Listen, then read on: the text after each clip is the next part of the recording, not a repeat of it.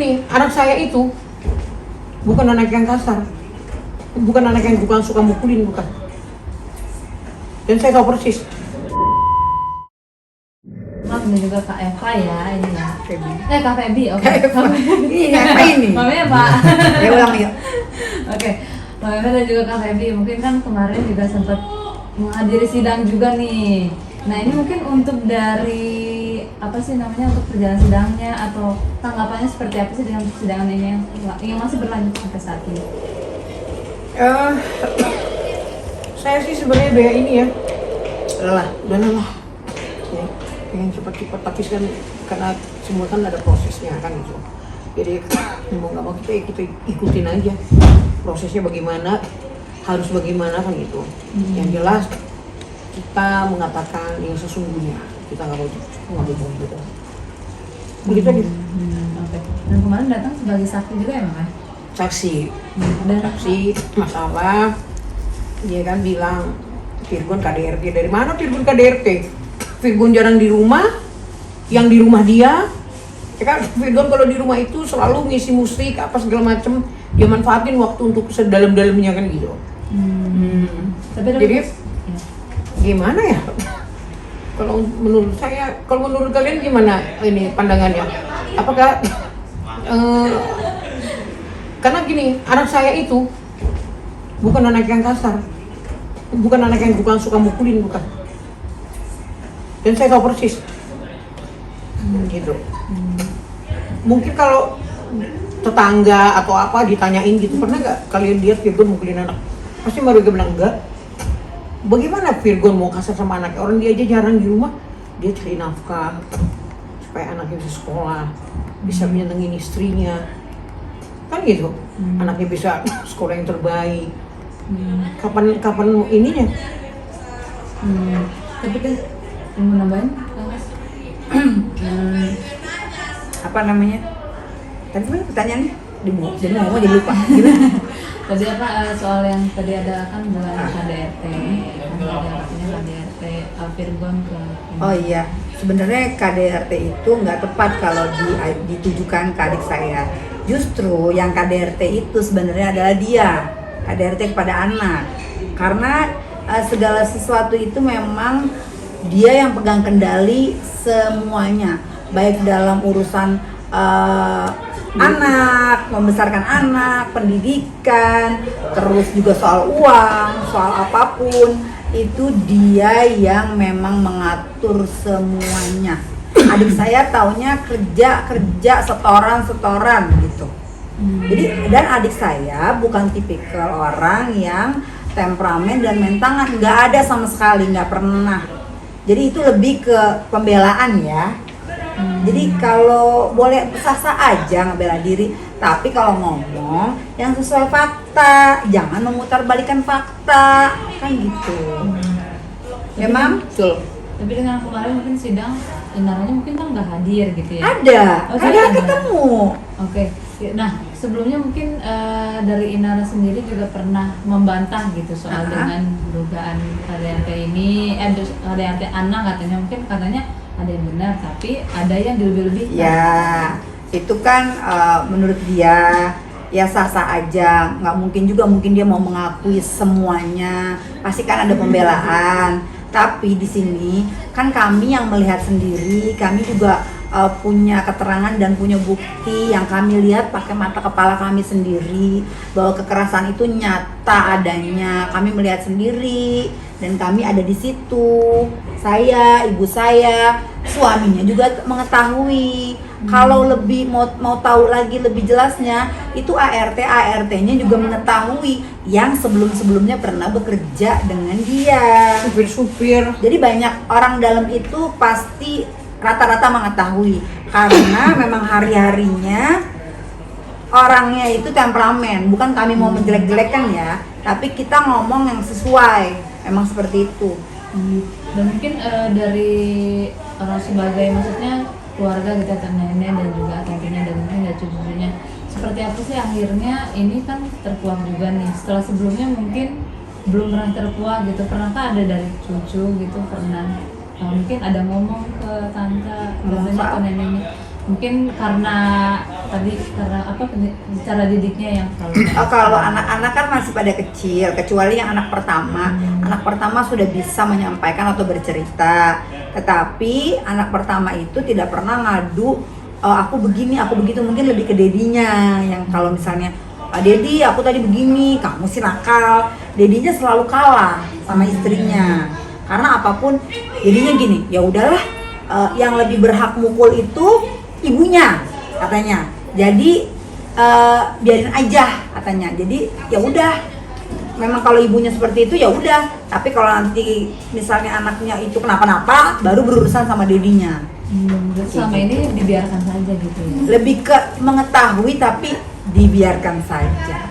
Dan akhirnya ini dijadikan kasus, dijadikan pelaporan atau seperti apa dari keluarga pihak polisi? Yang jelas kita di sini sebagai saksi terkait dalam hak asuh anak dan masalah yang terkait seperti rumah tangga juga kan kita jadi saksi.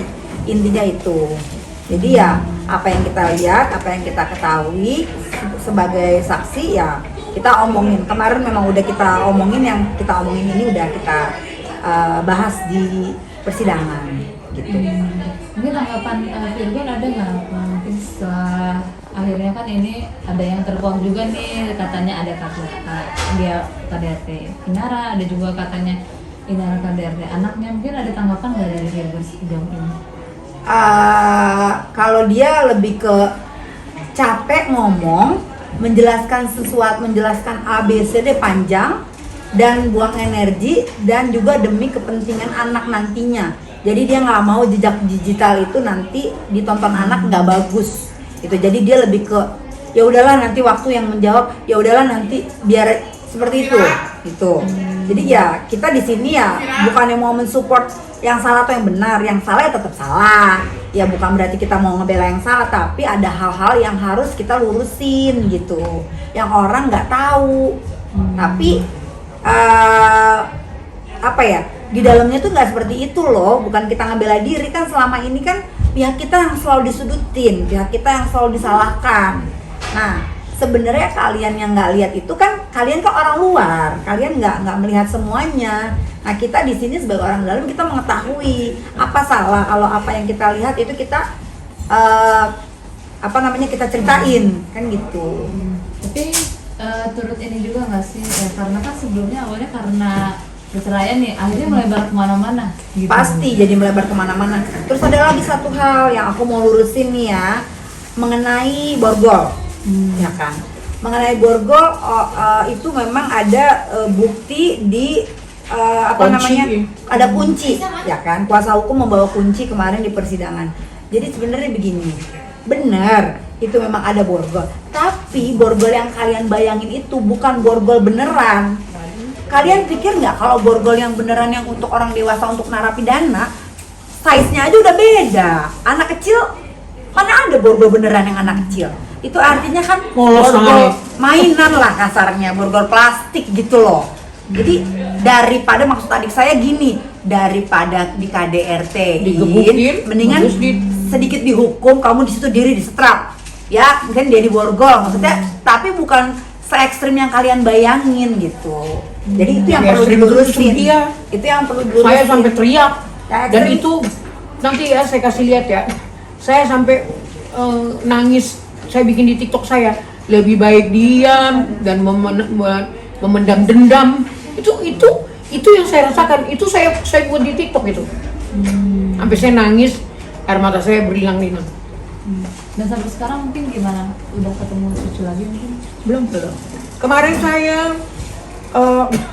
pembantunya si Yeni itu main di TikTok. Jadi saya bilang, Yeni, aku mau naik, tolong dong panggilin Lala, panggilin Starla. Aku bilang, hi my little darling, Opung love you nak, love you gitu kan. Terus iya Lala love you Opung di mana? Terus aku bilang, nanti ya Opung pasti ke situ, Opung lagi di Bali. Padahal aku di rumah.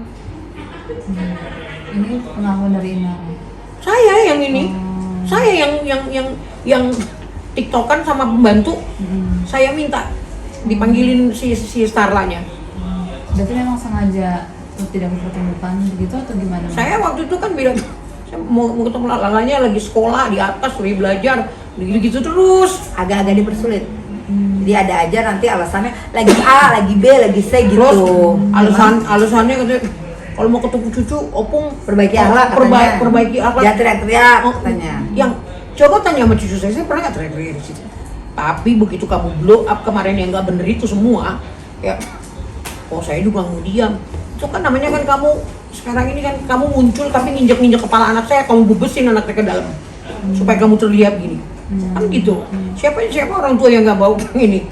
Itu kan bagian dari tubuh saya. Kamu cubit aja saya sakit. Ya kan, saya ini orang tuanya. Kan hari itu kan juga saya bilang saya nggak menginginkan perceraian ini, tapi kan mereka yang punya hati. Kalau mereka bilang saya mau break di sini, saya mau bilang apa? Atau saya mau lanjut, saya mau bilang apa?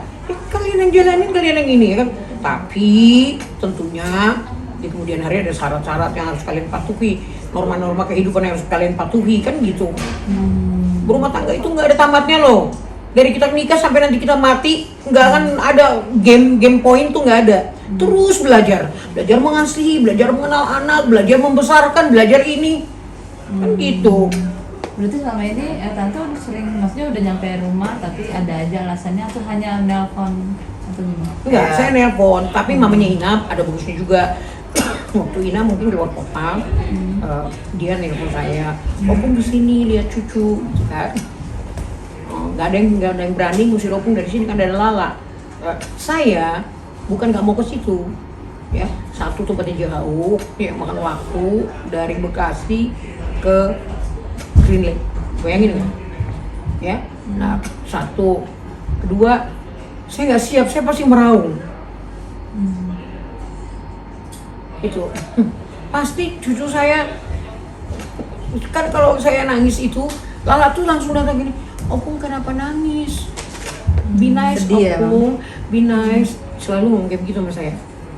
Kalau saya nangis. Terus ada berita juga katanya kalau dia keberatan dengan apa seolah-olah kita ikut campur karena kata dia bahwa dia tidak pernah serumah sama kita, katanya gitu. Semenjak perkawinan statementnya adalah saya dengar saya lihat katanya tidak pernah serumah sama kami, tetapi kenyataannya itu bohong. Dari mana bisa dibilang tidak pernah serumah? Dari awal kamu tinggal di apartemen saya 1 tahun di daerah Cempaka Putih, itu ya 1 tahun. Setelah itu, setelah baru-baru menikah pun kamu masih tinggal di tempat saya kurang lebih 6 bulan hampir. Bilang masih saya sewain apartemen. Enggak, bukan masalah sewa ini, maksudnya masih tinggal di tempat saya di daerah Jati Bening. Kamu inget nggak di daerah Jati Bening? Nggak inget. Waktu baby baru lahir tuh masih kecil. Nah, itu kamu tinggal berapa lama sama kami? Jadi jangan bilang kita tidak pernah serumah. Itu kamu berbohong. Pada dasarnya kita pernah bersama. Kan seperti itu. Jadi kalau ngomong, janganlah yang seolah-olah kamu paling benar dan membela diri kamu sendiri. Ngomong aja apa adanya. Kayak gitu. Mungkin tanggapannya mungkin sekarang kan kalau misalnya ngeliatin Nara tuh kayaknya seperti kayak wanita sukses, wanita karir yang memperjuangkan anak-anaknya gitu, mulai dari nol. Dan banyak juga yang senang dengan maksudnya dengan Inara yang sekarang setelah kemunculannya dengan dari kasus dengan Firman. Tanggapan keluarga seperti apa sih? Kalau saya tersenyum aja, segala sesuatu yang dikemas dengan tidak benar akan kepleset sendiri nanti, terpleset. Seketika terpleset pasti terpelanting. Nah, itu camkan aja bahasa saya itu. Dalam itu, saya nggak no comment, cuman saya bilang lebih bagus apa adanya. Berbicara apa adanya. Kalau memang iya, kalau memang tidak. Berarti selama ini ada yang dipelintir gitu lah ya, atau ada yang bohong? Atau Ya pembelaan lah. Pembelaan mungkin nggak pengen orang publik nanti menghujat dia. Terus ada banyak kekurangannya juga, ingin terlihat baik kan gitu. Tapi ada yang memang iya, ada yang juga enggak. Artinya enggak semuanya saya bilang juga nggak baik ya. Adalah sisi baiknya. namanya manusia ada kekurangan, ada kelebihan, kita kan juga punya kekurangan juga gitu. Cuman yang kita sayangkan, kamu janganlah mengada-ngada gitu loh. Kamu lupa kita pernah tinggal bareng, kan itu kan coba kamu bilang enggak, itu kan penilaian kita kan juga jadi buruk. Kok kamu gitu sih? Ya kan?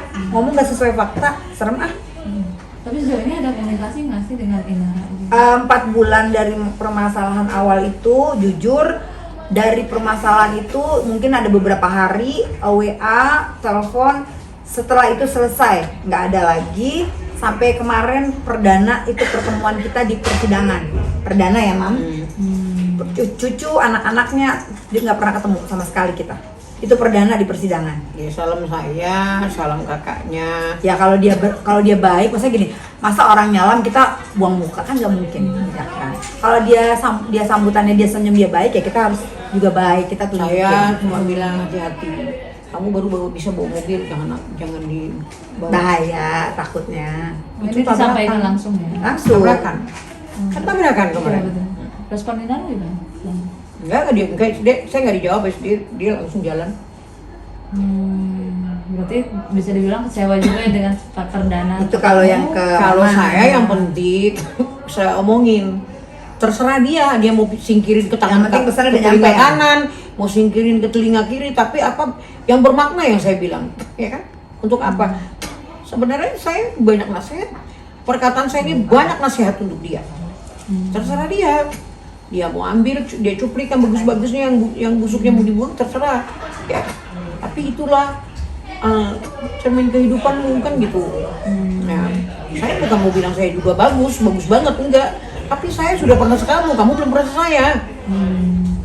Tapi kan ini kalau dari Inara sendiri kan sering akhirnya dengan wajahnya sekarang yang baru gitu ya, nanti bisa dibilang Happy lah. Iya, di dunia entertain sekarang kan bisa terbilang baru gitu. Banyak juga yang menjodoh-jodohkan gitu. Itu mungkin anggapnya seperti apa? Kalau kan cerainya juga belum. Ya nggak apa-apa juga sih, kalau intinya kan mungkin itu sekedar ya lucu-lucuan atau apa nggak tahu ya. Tapi apapun itu, kalau itu buat kamu seneng, nggak ada masalah juga. Kita lagi fokus ke hak asuh anak intinya. Jadi kalau kamu mau deket sama si A, si B, nggak masalah. Toh kamu juga tahu kamu harus bersikap apa sebelum ketok palu, kan begitu.